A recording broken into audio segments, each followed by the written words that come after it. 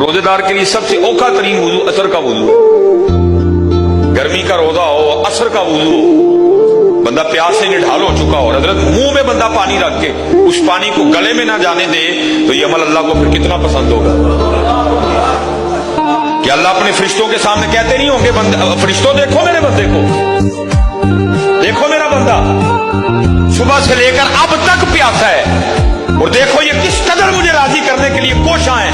منہ میں پانی رکھ لیا ہے، لیکن منہ میں پانی ہونے کے باوجود اس نے پانی اندر نہیں جانے دیا. میرا اللہ راضی رہے مجھ سے. کسی نے حضرت مولا مشکل کے ساتھ پوچھا حضرت کیا پسند ہے؟ فرمایا گرمی کے روزے سردی کی راتیں ہیں، کیونکہ گرمی کا روزہ لمبا ہوتا ہے، مزہ آتا ہے اپنے رب کے لیے زیادہ دیر بھوکا رہنے میں،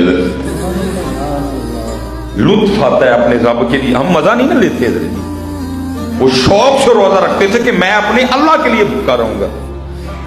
یہ نہیں کہ میرے پاس ہے کچھ نہیں، میرے پاس سارا کچھ ہے، پھر بھی میں اپنے اللہ کے لیے بھوکا رہوں گا، میں اپنے اللہ کے لیے بھوکا. اسی لیے تو کہا گیا جو روزہ دار کے منہ کی بدبو ہے اللہ کو کستوری سے بھی زیادہ پسند ہے.